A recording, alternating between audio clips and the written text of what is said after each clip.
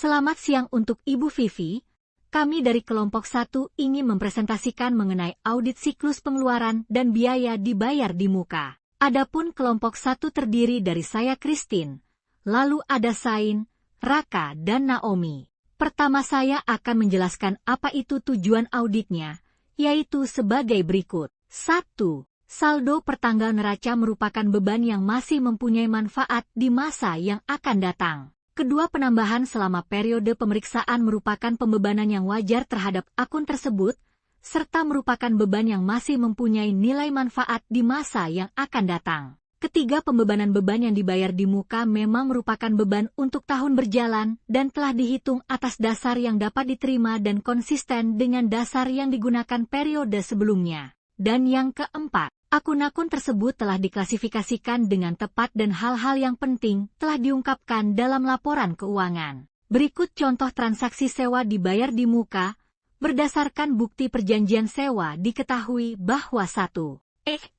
Merdeka sewa ruko di Serpong pada PT Paramount Land untuk periode 1 November 2023 sampai dengan 31 Oktober 2024 dengan nilai sewa sebesar Rp24 juta telah berakhir dan diperpanjang kembali dengan nilai sewa sebesar Rp30 juta per tahun, belum termasuk PPh dan PPN. Untuk periode 1 November 2024 sampai dengan 31 Oktober 2025. Dari hasil pemeriksaan, klien belum membayar kewajiban perpajakan untuk transaksi tersebut. 2.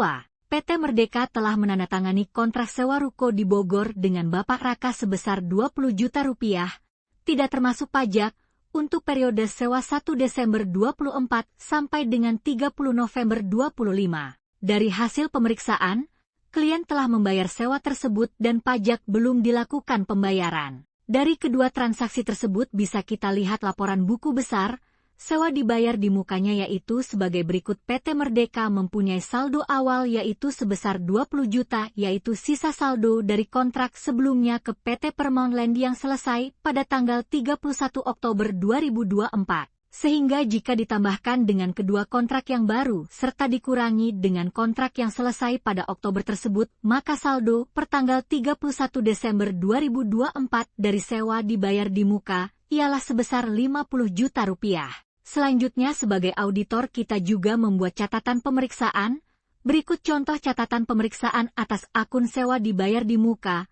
Kita mencatat bahwa kedua transaksi ini belum membayar kewajiban pajak yaitu PPN masukan sebesar 11% dan utang PPh final pasal 4 ayat 2 sebesar 10% dari masing-masing nilai kontraknya. Selain mencatat pembayaran pajak yang belum dilakukan, kita juga wajib mencatat nominal dari sewa dibayar di muka yang sudah menjadi beban sesuai dengan bulan yang sudah berjalan yaitu nominalnya sebesar Rp6.666.667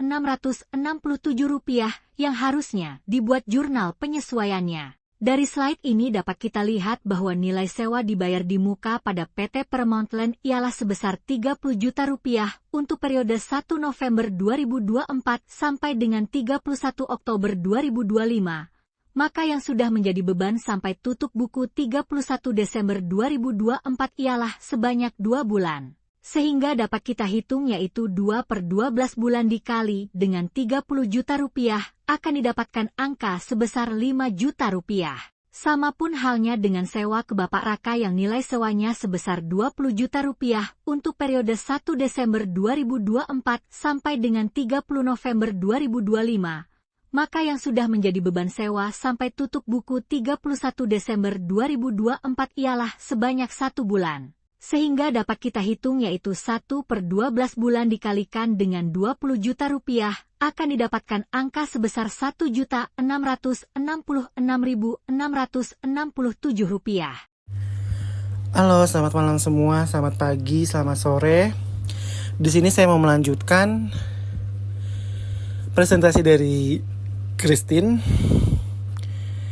Di sini ada tabel asuransi dibayar di muka, yang dimana Saudara Zain memberikan daftar polis asuransi yang dimiliki klien kepada kami. Berikut ini adalah rincian perpanjangan polis asuransi pada PT Prudential dengan rincian sebagai berikut. Di sini ada nomor polis, ada 4 nomor polis, dan ada 4 jenis aset, dan ada juga 4 premi yang dibayar. Dan ada juga periodenya dan jenis asuransi yang dibayarkannya.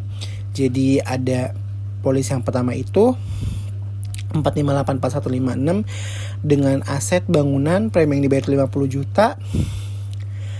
Periodenya 9 bulan dari 1 April 2024 sampai 31 Maret 2025. Jenis asuransi yang dipakai ini untuk kebakaran, dan untuk yang kedua itu ada dengan nomor polis 4584157 jenis aset untuk kendaraan, premi yang dibayar itu 25 juta, periodenya itu 9 bulan juga. Tapi untuk jenis asuransi yang dipakai ini untuk kendaraan itu all risks, jadi yang asuransi itu untuk semuanya gitu, jadi untuk si kendaraan itu, entah itu mungkin hilang atau apa. Nah, untuk jenis polis yang nomor 3 ini yaitu persediaan dengan premi yang dibayar 15 juta, periodenya itu 6 bulan dari 1 bulan 7 2024 sampai 30 bulan 6 2025. Dengan jenis asuransi itu kebakaran, dan jenis aset terakhir yang dicatat yaitu peralatan kantor, premi yang dibayar itu 12.500.000, periode 1 Mei 2024 sampai 30 April 2025. Jenis asuransinya itu kebakaran, dan di sini juga ada tabel perhitungan asuransi dibayar di mukanya itu. Aset yang diasuransikan itu ada bangunan, kendaraan, persediaan, dan peralatan kantor. Nilai polisnya itu ada untuk bangunan itu sendiri 10 miliar, untuk kendaraan itu 5 miliar, untuk persediaan itu 2 miliar, dan untuk peralatan kantor itu 800 juta. Dan premi yang dibayarnya itu untuk bangunan itu 50 juta, untuk kendaraan 25 juta, untuk persediaan 15 juta, untuk peralatan kantor 12.500.000. Dan untuk beban asuransi yang dicatat itu untuk bangunan itu 37.500.000, dan untuk kendaraan itu 18.750.000, dan untuk persediaan itu 7.500.000, untuk peralatan kantor itu 8.333.333 rupiah. Dan untuk perhitungannya sendiri adalah untuk dari aset bangunan itu sendiri, karena tadi periodenya itu 9 bulan dibagi 12 1 tahun ya, dikali nilai polis yang ada tadi 10 miliar yang hasilnya untuk menjadi beban asuransi itu ada 37.500. Begitupun dengan kendaraan, persediaan, peralatan kantor. Jadi untuk kendaraan itu sendiri 9/12 dikali 5 M, dan untuk persediaan itu sendiri 6/12 dikali 2 miliar, dan untuk peralatan kantor sendiri itu 8/12 dikali 800 juta. Nah, di sini kita juga ada catatan pemeriksaan bahwasanya berdasarkan hasil pemeriksaan kami, perusahaan ini belum mencatat asuransi dibayar di muka dengan jurnal beban asuransi sebesar 72.083.333 rupiah, dan asuransi dibayar di muka itu sendiri 70 dikredit sebesar 72.083.333 rupiah, dicatat dengan periode 31 Desember 2024. Dan di sini juga ada pajak dibayar di muka PPh 25 yang sudah dikaitkan sebagai kredit pajak mengurangi pajak penghasilan badan berdasarkan pengecekan dengan bukti e-billing surat pajak yang telah disetorkan dan dibukukan dengan benar. Dan di sini ada contoh pembayaran pajak dibayar di mukanya. Ada BPN, bukti penerimaan negaranya itu yang dibayar tanggal 6 bulan 2 2024 dengan tanggal buku yang sama.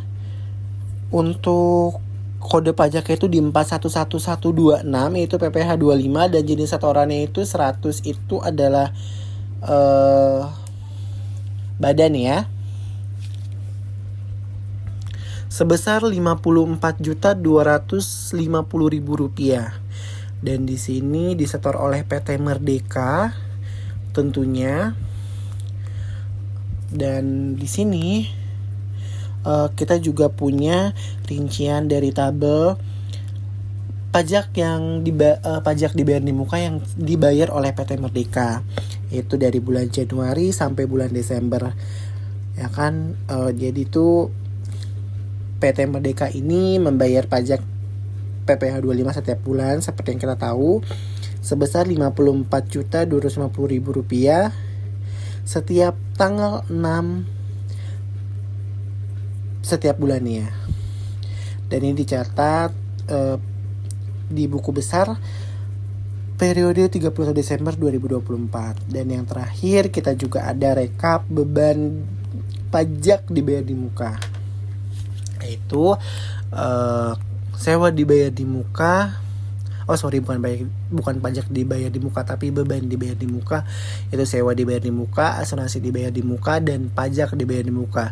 Jadi menurut data klien kita itu adalah 152.500.000, tapi menurut data yang setelah dikoreksi oleh audit itu ada sedikit koreksi, yaitu sebesar 6 juta. Untuk sewa dibayar di mukanya itu 6.666.667. Untuk asuransi dibayar di mukanya itu 72.083.333 yang tadi belum tercatat, yang menimbulkan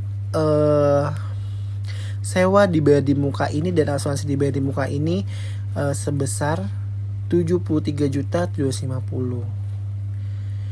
Pencatatan ini dilakukan tanggal 31 Desember tahun 2024. Sekian dari kami, terima kasih.